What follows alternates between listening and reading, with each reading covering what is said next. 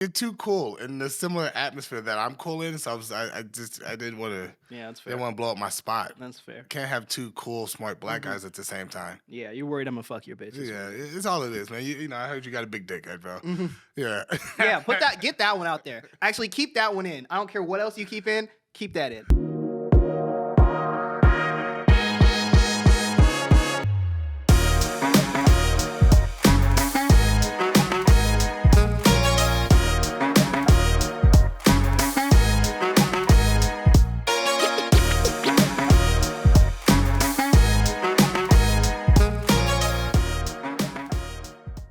That's what I heard. Well, I have Skyler Higley here, one of my favorite comedians and writers in Chicago and just the country. If the aliens came, because apparently they're real, you're going to ask them one question. What's the question you ask? What's the question you're going to ask? Oh. So assuming, like, I'd be like, can you speak English? Okay, then second question. Okay. Assuming they said yes. Shit, that's a big one. All right, I'll go first and then you can go. Yeah, tell me yours. Mine would be, they came and I get to ask them more questions. I'm like, do your women be shopping too? Oh, I would ask if they have a belief in a God of some kind. Because in Mormonism, they were like, bro, okay, this is weird. In Mormonism, they were like, so God created the universe and all these planets and like a bunch of planets. And eventually, if you do all the right stuff and go to the celestial kingdom and all this stuff, you can become a god, right? And then you get to create your own planets and whatever. So it's just like a propagating sort of like is, you know, the way just families work and all that stuff.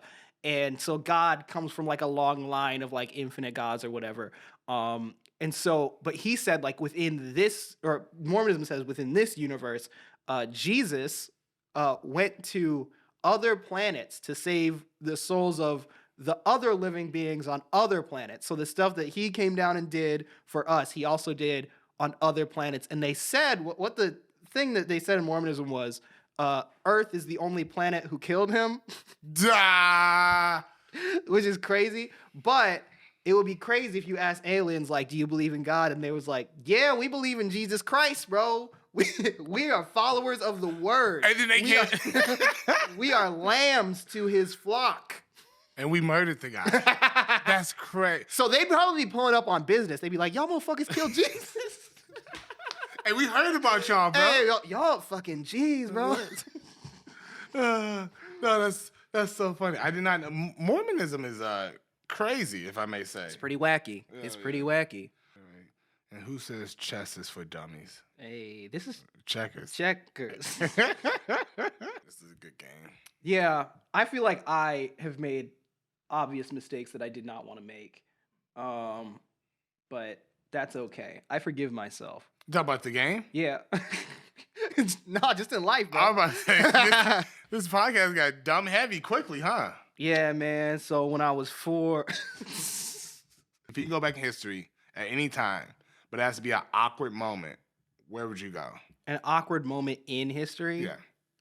Oh, well, I feel like this is a very easy answer. Oh, yeah, I like it. I think this is a very straightforward answer, but I would go like right backstage, right after Abraham Lincoln got shot, and they were like about to come out and do their second act, and they're like all jazzed up, and they're like, the president's been shot, and they're like, oh, damn, I had a whole song I was gonna do. Damn it. Oh. He's messing up my moment right now. This is my moment. He's stealing the spotlight from me. I had a whole monologue. I rehearsed for weeks. Oh man. I mean, come on, we got a janitor. Somebody can't just clean that up real quick? Yeah. That or like probably like when you see MLK in the club like leaving with a lady and you're like, "Oh, that's Dr. King and that's not Coretta." Like, I feel like someone would say, and that would be awkward. You'd be like, oh. Hey, man, But that would be cool. That would be cool to see. Like, if you got to witness, like, Dr. Martin Luther King. Pull some hoes? Just pulling. That would kind of be cool. So maybe that's not awkward, but I don't know. Maybe if you're there with Coretta. On the mountaintop, I should get mine. Those are good answers. My know he used that. He's like, hey, like he hit up his girls being like, you hear about that speech? Because that's like, you know, when like... I heard he improvised it. Have you heard that? That he riffed it? There's no fucking way. So the word, apparently, this is what they say. This is what he says from a person. He said he was doing the speech, and halfway through the speech, he said he can tell the crowd wasn't feeling it. So from there, he decided to wing it, which is the most preacher thing to do. Okay.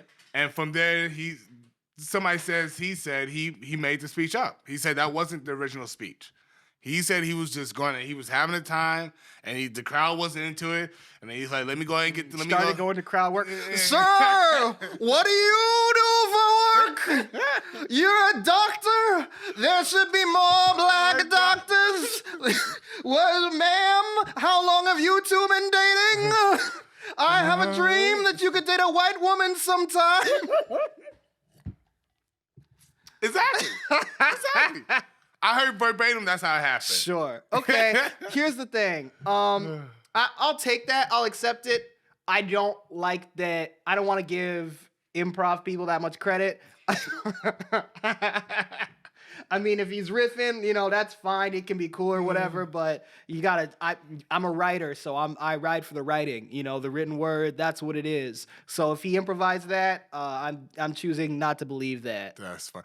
I want to go back to. I want to go back in time to the first lady to convince her partner to be in a relationship, because we didn't start off like that. We had to start off as like animals that just fucking. Who was the first lady like? Hey, I'm getting tired of you fucking everybody. I mean, just because you fucking kill a couple fucking buffaloes doesn't mean you can just go everywhere. I made this whole fucking cave by myself. But bitch, I brought home the buffaloes. You tell me I can't fuck nobody when I killed all these buffaloes? But I drew you this fucking cave painting. You ain't like that? Come on. God damn, I'm fucking like Ugg and Og and whatever these bitches. Ugg and Og. The whole squad. There's only like fucking 50 women that exist anyway. Come on, I just want to fuck like 42 of them. It's not even a big deal. I don't even care about them like that. I'm making fire for you, girl. I made this wheel for you. Yeah. Like, why can't I just go to another tent sometimes?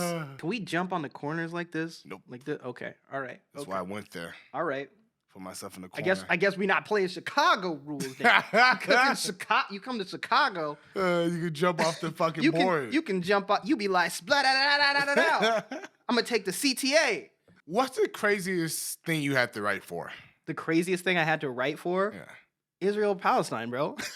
When it comes to geopolitical conflicts and the nuances of not only what the conflict is and the politics of it, which everybody agrees is pretty easy. No. But also doing satire based on that, it can be hard and like emotionally taxing.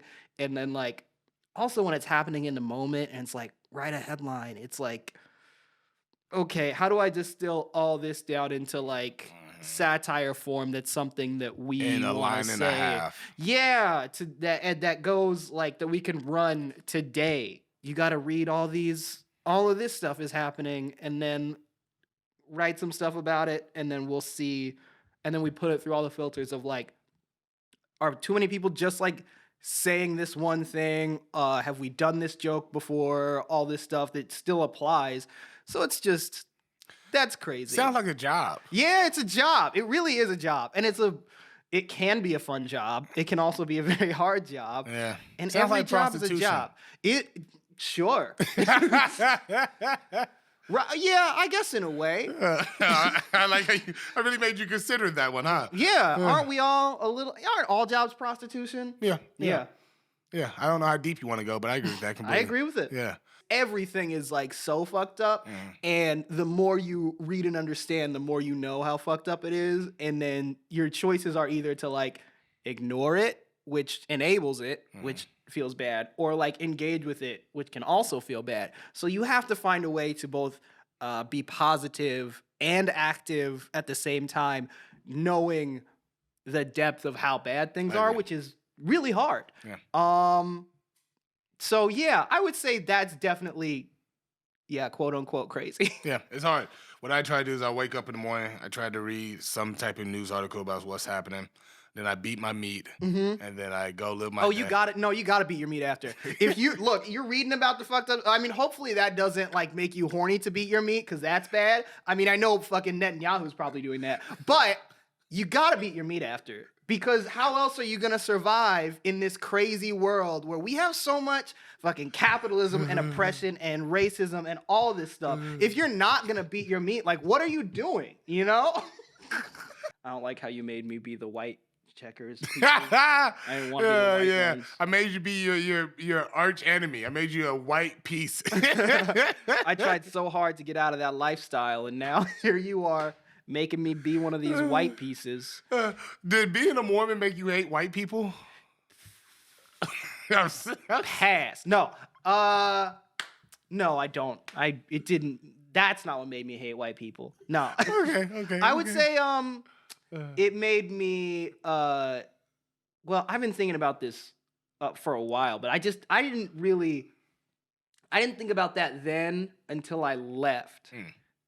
Then when you're in it, you just feel, or at least for me, I just felt very uncomfortable, and like I didn't know like who I was, or I had this idea of who I thought I was and what I thought the world was. And then I kind of started knowing it wasn't that, but then after leaving, and even still to this day, like recontextualizing what that was, then I'm like, oh wow, that's pretty crazy and bad. But I don't know. It's weird because it is like reductionist to say that I would hate white people, but I hate whiteness. I hate the idea of whiteness. I hate the concept of it and the social construct.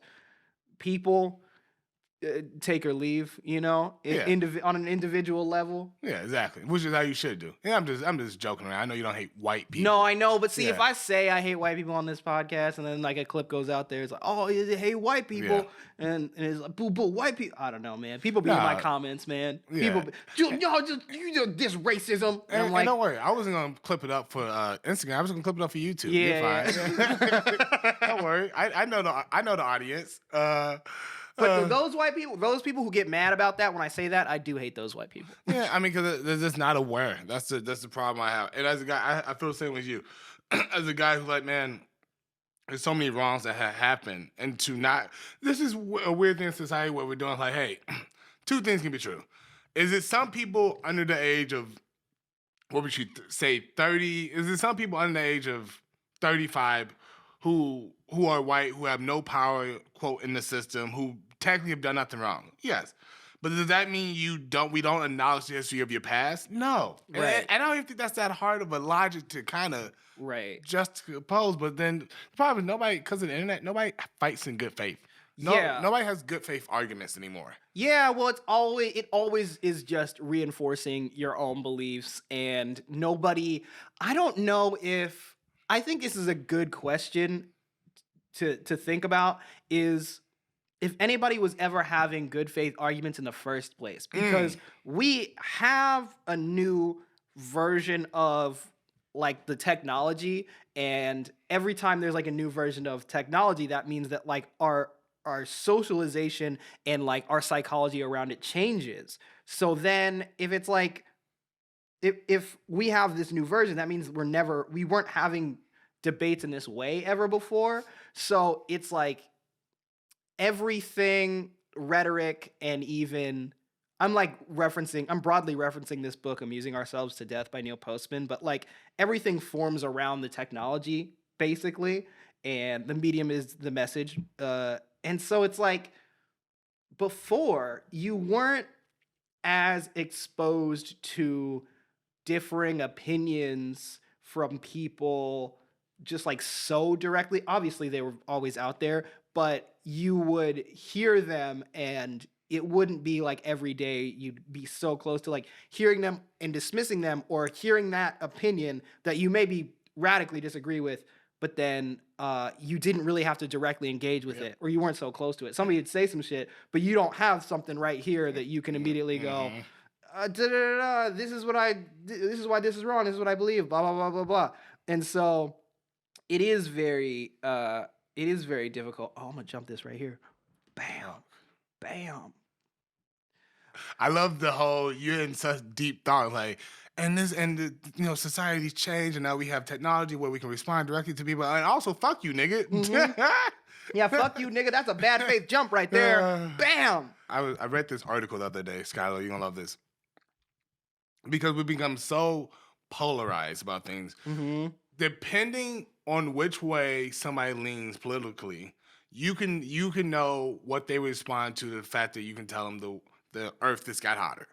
Depending on which way they lean, you can guess what the response is going to be, which seems kind of like makes sense, but it's also kind of crazy. Like, if you know which way they voted, you just tell them scientifically the earth has got warmer. That would tell you what the response is. And so because of that, I think most people think, regardless, is everybody's got dumber, but if you're on the right, they think the left has got dumber. If you're on the left, you think so. But we all agree people are dumber. Right. But which way we don't agree on. That's the big problem. And here is my argument, because I have thought about that too, because I think that's like a big thing to ask yourself when you're like, all the people politically that are the opposite of you broadly are going to call you crazy and extreme and stupid. I think the difference is, and it is based around like education. And again, this is why people are taking their kids out of schools and they're like getting rid of books right now, is because it does come down to like, do you have an understanding? Does your ideology have an underpinning of human empathy? And does it have an understanding of like class analysis in this country? Because America as a project is a colonial, imperialist, white supremacist thing. That's how it's been established. And that is the ideology that created this country.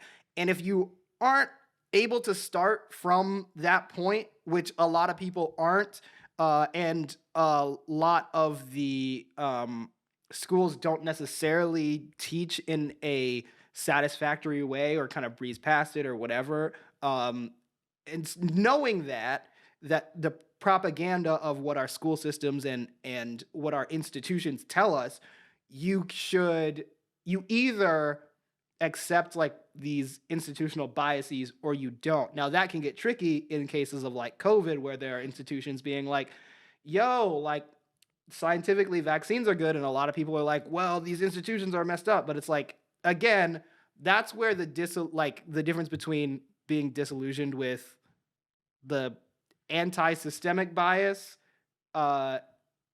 requires class analysis as well. Because if they were going to say, like with the COVID vaccine, if they were like, oh, okay, this vaccine we're just releasing to poor black people, then you could probably, given the history of America, like, okay, I don't trust that vaccine. But when they're like, white people and people of all classes and everything should take this, and you're like, okay, well, it's probably fine enough. And there's also so many other like terrible things that we put in our bodies anyway. So like, that's a silly argument, but that's just an example of, yes, we're polarized, but a lot of the polarization has been from more information and more misinformation. And it's hard to know what's true, but like, you do need to understand like, well, is this who wants me to believe this? You know? And a lot of people think that the people that are on the right a lot of times think that the left is taking over and blah, blah, blah. That's not true. The majority of our government and the people in power are more rich and more conservative because they're more rich. So then if you're like, the left is taking over and they have all the power and they're trying to get us to do this, there's not a big conspiracy to do that, because all of the people that control the institutions are not these like crazy leftist, Marxist, trans people trying to force diversity on us. That's because the reason why you think that is because everything's been so based on whiteness that like, obviously you would think that if you're ceding any ground. So, you know, Good point. It is weird how many people have been so manipulated, but I agree. Now I say this to that. that's why you got to beat your meat, bro. Duh! King me, my friend. Mm. God damn it. All right. I'm not so easy to get. Not so easy to get. I'm in a, Yeah, you're gonna fight. tricky situation. I respect it. You're going to fight. But I'm here. I'm with it. Did you see the list of all the places you can't take a woman on the first date? I did, unfortunately, see that. What did you think of it? I mean, I think that's an example of like when people are talking about like dating and stuff like that, you can't take a woman, blah blah blah. Everybody is talking from this place of just like tacit heteronormativity and don't even consider what the underpinnings of that are or why. Or, I mean, like, that's the thing. It's like capitalism again, right? It's like if you say we can't go to Cheesecake Factory for a first date, and then you internalize like, oh, Cheesecake Factory, he's broke if he's taking me here. If there is, and you have that standard for yourself, not that you should or shouldn't go to Cheesecake Factory or whatever, but like, if you have that kind of standard for yourself, and have created that standard externally, I think that is the big problem with a lot of what's happening right now is we create these standards and these ideals for ourselves externally, and we don't think about where these standards come from. Because it's like, maybe you would have had a great time at Cheesecake Factory. Which is what should matter. Maybe you would have really liked this person, maybe whatever, but like if you have sort of this ideal in your mind of that, then it's like you're going to separate yourself from like other things. I also think that lists like that and like that culture that is being created, I think it feeds into itself of these incel type like misogynist men being like the women want this and this, and then they're like men ain't shit, so men aren't doing this and this, and it's a bad loop. Yeah, and I think that it polarizes it on gender lines where we don't necessarily need to, and it is just the same thing that we were talking about with discourse. Is like people aren't entering dating or love or romance in a good faith way because they're just like, and it goes back to capitalism because it's like, oh, men need to be this, and another way, women need to be this, and so like capitalism is reinforcing misogyny and reinforcing this idea of your value as a man is correlated directly to, or just a direct result of, your monetary value. And then then in a way you're saying that like you this is a standard I have, this is my ideal, and I'm focusing on this, whereas like, okay, so then if I make enough money, then I could maybe, for example, be just like a shitty dude, but like, oh, I have money, so it's... But that's where it leads, isn't it? I mean, it does, and that's like, that was the same problem with, the whole reason, I was reading this in a book, Utopia for Realists. One of the big reasons why we don't have a universal basic income was because in the 70s, they were realizing that if we gave everybody a universal basic income, that women who got divorced would be able to be too independent. And so then it would make the divorce rate go up. And they were like, well, women can't have agency, so we should probably not do this. But I knew that. Yeah, I mean, they, under, I think it was Nixon, weirdly like tested stuff like that. And then like the results were like, oh yeah, this would make everything better. And they were like, well, no, because it would affect our interests in this way. So like, yeah, I mean, that's a big reason why we never got universal basic income, when they were like starting to try these like test things. You got to keep these women in line. That sucks. I never knew that. I know, it's crazy, but it is what becomes sort of like the problem of dating and all that. Oh, I fucked up. No, I didn't. Did I fuck up? Might have. Maybe not. No, you are gonna win though. Yeah, that's what I was. That's what I'm trying to do. Some of us come to talk on the podcast. Others come to play. All right. I came to talk. I don't care. Fuck. All right. Not all about winning and losing. It's friendship. Yeah, well, don't.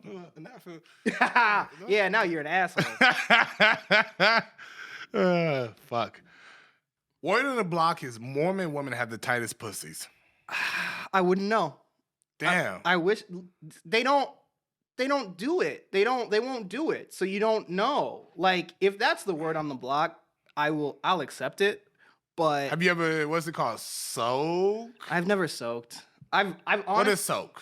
Soaking, where you put your dick in and you leave it. Oh. And I have heard since now when I was growing up, it was just soaking. Uh-huh.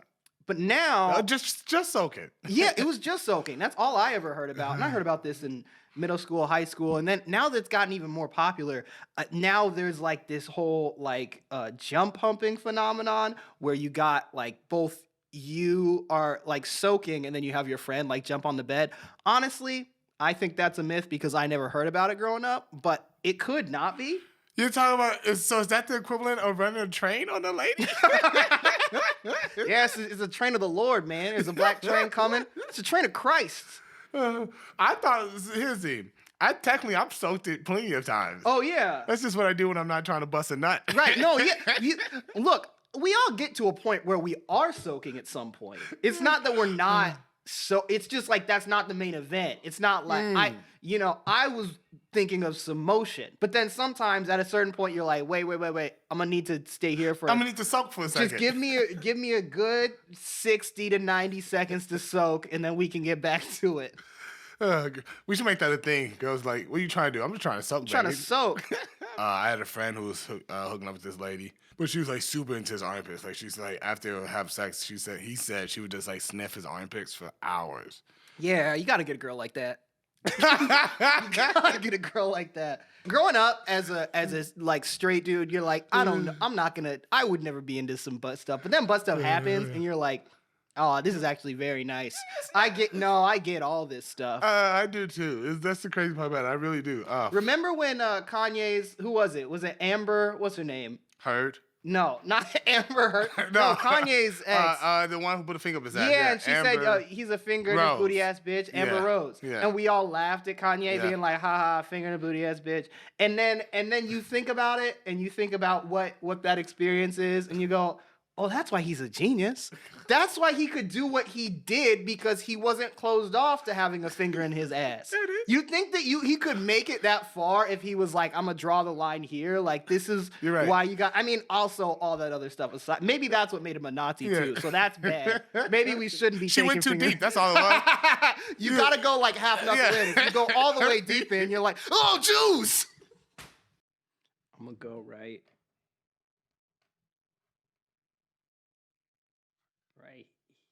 here. You ever be thinking about God while you're fucking?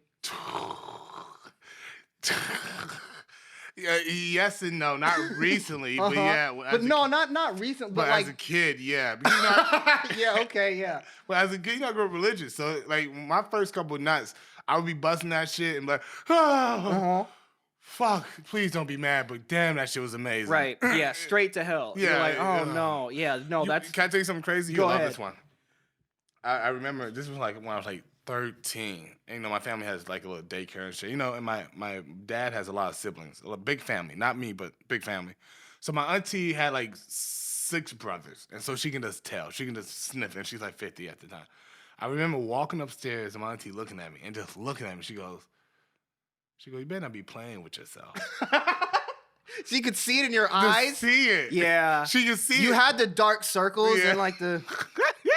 I had the sweats on my fingers to shake it, just like I'm becoming a man. Just that little twitch about you where you want to go back upstairs.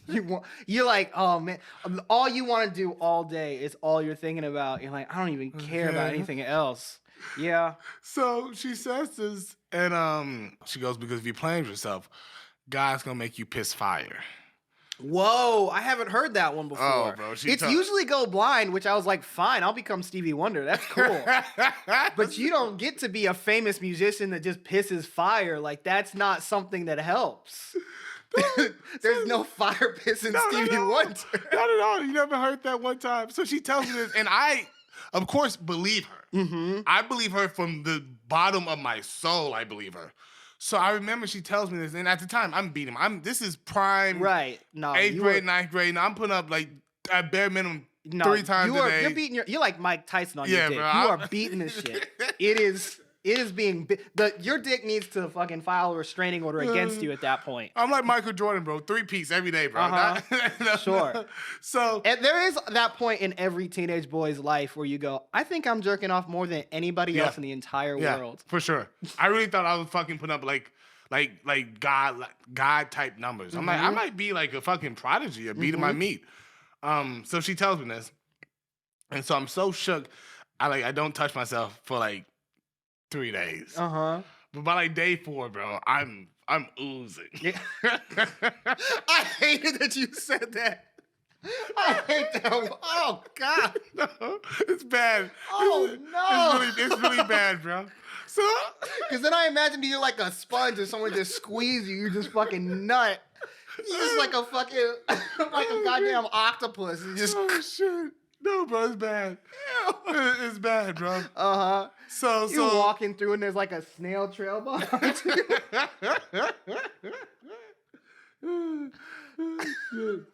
No, it's bad. So no, I'm shook, bro. So it's about day 4, bro. I can't make it, bro. I fold.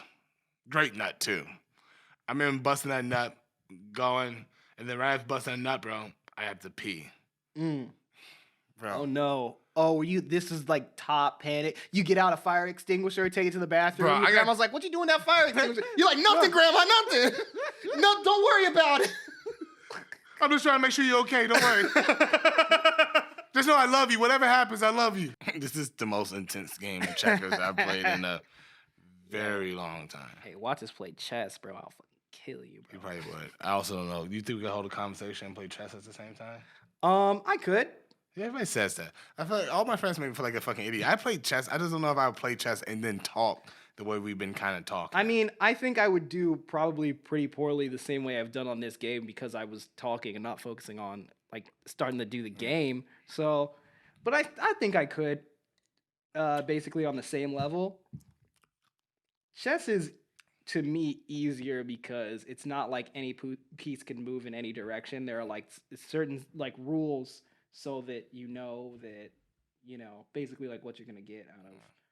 In your opinion, what is the key to life? Just trying your best,